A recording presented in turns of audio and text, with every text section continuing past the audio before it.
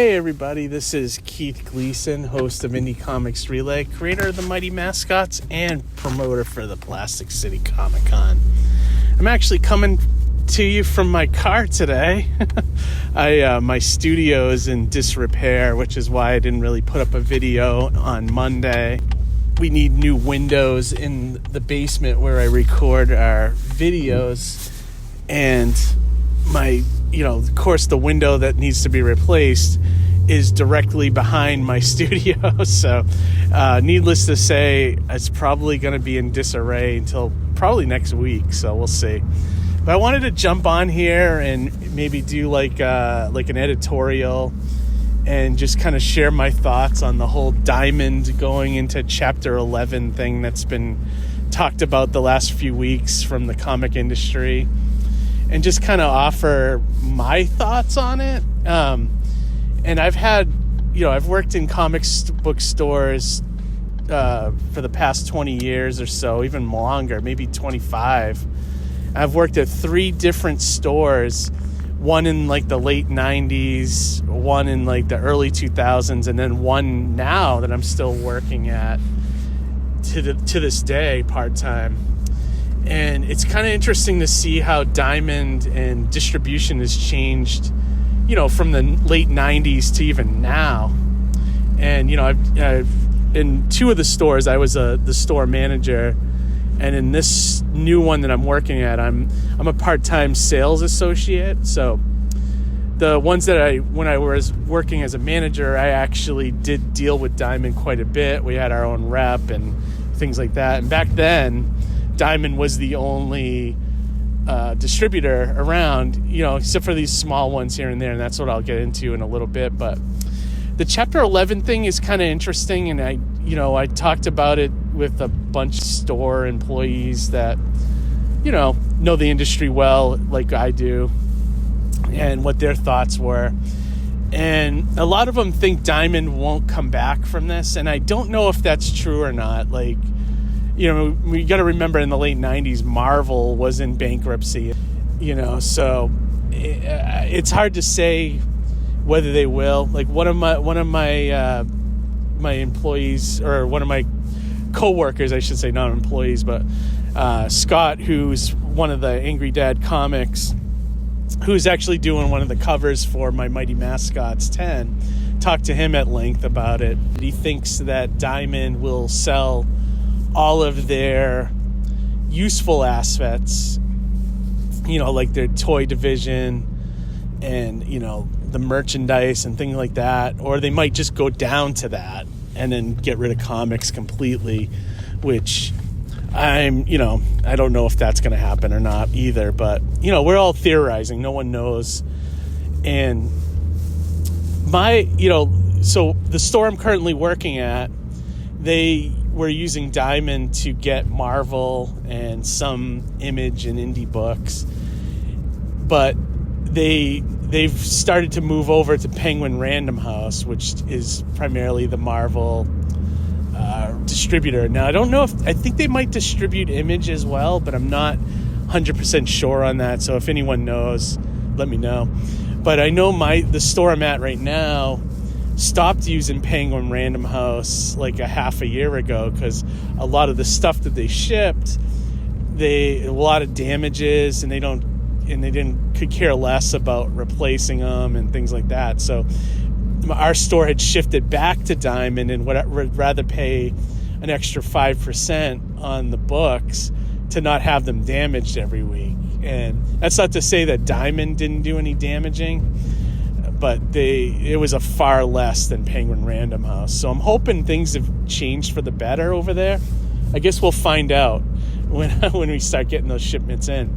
But this led me to believe, so we have Lunar that does DC and Image, I believe, and maybe some Boom, but I'm not terribly sure on that. And then we have Penguin Random House that does Marvel and maybe Image and Dark Horse and things like that. But the ones that I'm really questioning is like what happens to smaller publishers like Source Point Press or AWA or Mad Cave, people like that. Like, because as far as I know, Lunar or Penguin have not taken those companies on as small press. So I'm wondering, like, are they going to have another distributor that will distribute their books, to stores, or are they going to have to do the distributing themselves, or what? Like, one thought I had was back in 2000, there used to be a distributor called Cold Cut, and they would only distribute indie books. So I'm wondering if something like that might rear its head in the light of all this. I wonder, because if Diamond does fail, what is the small indie creator going to do? So I don't know. I mean, if I had the money, I would do something like that to help, these indie companies get their books in stores. But I don't. I wish I did. I would start something like that. But maybe something like that might happen. I don't know. The Cold Cut went out of business, I think, in the mid to late 2000s.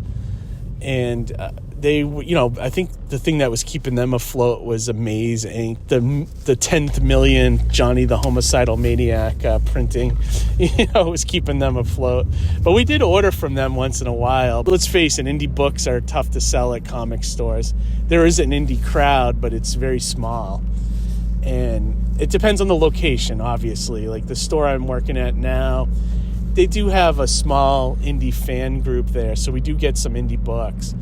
But other stores I've worked at didn't get any indie books. So, it depends where you're at. And I know there's a lot of stores that thrive on just indie books. So they're out there. But my advice to creators, though, like if you're an indie creator, I know it's tough, but like you got to start promoting yourself. And because, it's looking more and more like crowdfunding might be the only distribution that the indie creator will have, unless you get into Image or something. But I don't know if Image is looking to take on it other people or publish more books than they already have, So start building up your social media presence, get those newsletters going, start a YouTube channel like me and Johnny did, things like that to try to raise your presence with readers, because I don't know if, there's going to be a distributor for small press, after, if Diamond does go under. It's going to be interesting to see what happens. Comics are just so tough as it is, and then this just makes things even tougher, so try to get those crowdfunding going. I know it's a lot of work, but that might be the only option indie creators have besides going to conventions and self-distributing to stores on your own. But that you can only do that so far unless you get on the phone and start really talking to all the stores across the country. But I don't know what the game plan is going forward. I hope Diamond does survive, if only for that reason, to have an indie presence. And maybe they could do a strong focus on indie after they get out of this Chapter 11 saga that they're in. I know it's pretty sad. Lunar was saying that Diamond gets all their Image books from Lunar, but Lunar has put their foot down on sending them any more Image books because Diamond owes them something crazy like $40 million in back money you owed and things like that. So it's like, oh my God. So I don't see how they're going to right this ship, but you never know. So that's my words of wisdom from, just experience at a comic stores. I probably haven't said anything new that you haven't heard before, but hopefully something comes along and saves the indie guy. But if not, it's indie for a reason, right? Because we all have to rely on ourselves to get our own work out there. So, but anyways, thank you everybody for listening to this. And hopefully I'll be back in the studio next week with some more reviews, and and I think we're live on Monday, so check that out. But all right, everybody, have a great week, and we'll talk to you later. Bye. on tight, keys wearing black, ready for a fight. They're headed to Manchester, the crowd's insane. AEW's here, and they're taking the reign.